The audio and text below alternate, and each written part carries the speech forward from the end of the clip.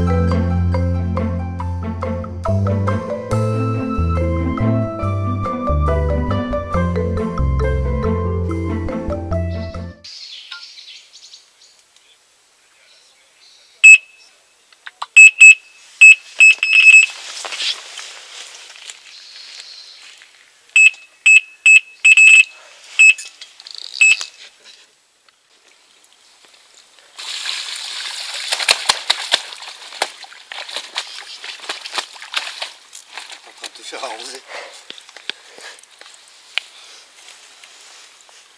Peut-être un peu trop près du bord. On va se dépêcher à vous présenter. Petite coco. C'est un petit poisson. Je ne veux pas parler trop fort parce qu'on est juste à côté du spot. Et je pense qu'on va virer le tapis ailleurs que là. Donc voilà, petite coco, première touche, en espérant qu'il y en ait d'autres. Allez, on va la relâcher.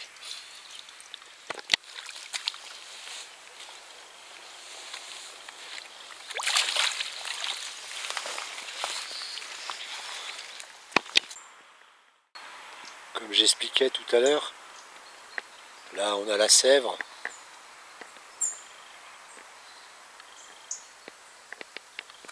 Le chemin. Et la fameuse fouille. L'étang. Alors nous on s'est installé derrière cette bouillée.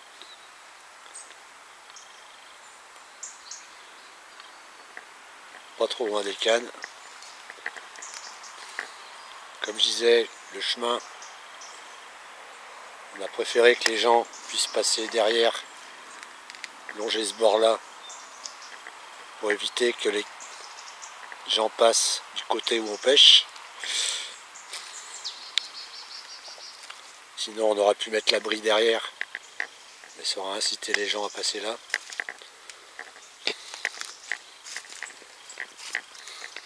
Et nous on est tendu en bordure.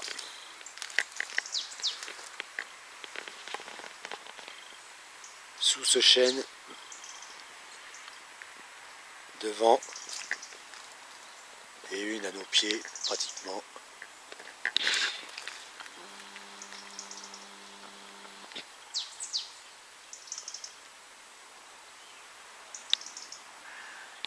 Un peu derrière l'arbre là. Donc voilà.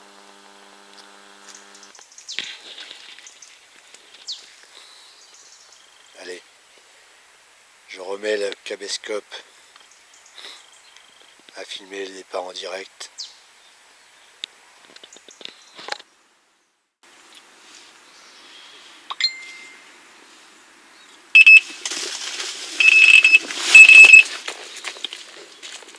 Allez, au bout. Bon les amis, on vient de ferrer le poisson dans le vide. Donc vu que j'avais pas réamorcé tout à l'heure quand j'ai retendu les cannes. Là il est midi, donc je vais retendre, on va finir de manger et je vais retendre les cannes au propre. Je vais retendre les 3 cannes et réamorcer dessus, en espérant refaire une 4e touche. Pour le moment, une brème, une carpe. Allez, à tal.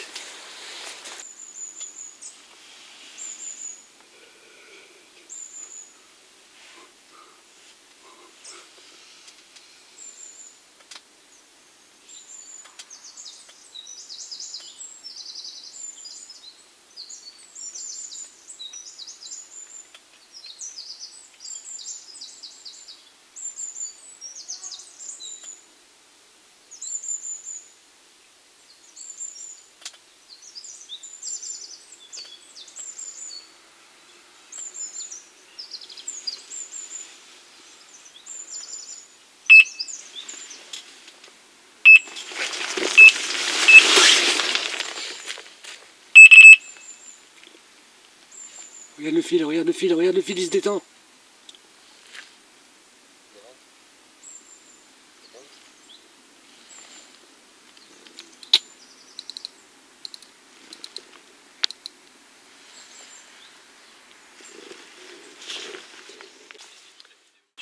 Bon les amis, 4e touche. Bon, ça doit être de la carpe qui se tape dans les fils. Ça vient de fouiller encore.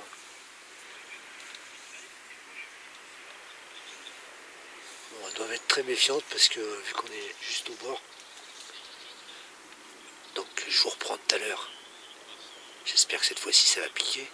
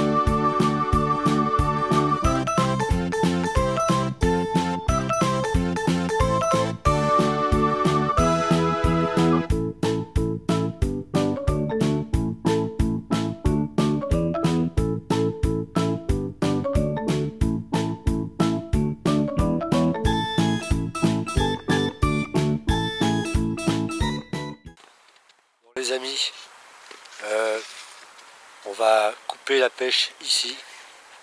Parce qu'il y a pas mal de promeneurs, des vélos qui sont passés. Donc des gamins qui courent. C'est pas le top. On s'est dit qu'il n'y aurait pas grand monde parce qu'il fait pas trop beau. Mais dès qu'il y a un brin de soleil, il y a des promeneurs. Et pour faire une pêche de bordure, c'est pas le top. Donc on a eu 3 brèmes, c'est ça, Will? Ouais. Donc on a piqué 3 brèmes, 2 départs de carpe et dont une décrochée. On a vu un gros tas de bulles se déplacer après au fond. Donc apparemment elle ne devait pas être vilaine. Et bon, très compliqué à faire venir le poisson au bord avec tous les passages. Donc voilà. Donc petite vidéo terminée. Bon ben le premier résultat avec la coriandre fémugrecque carnée avec de l'huile de saumon.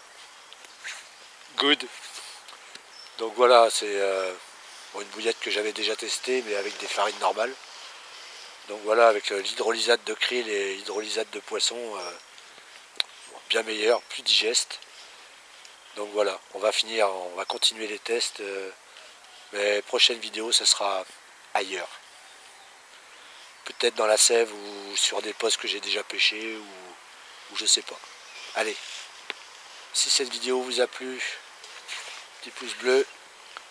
Sinon, je vous dis à la prochaine pour de nouvelles aventures, les amis. Allez, ciao, bye bye.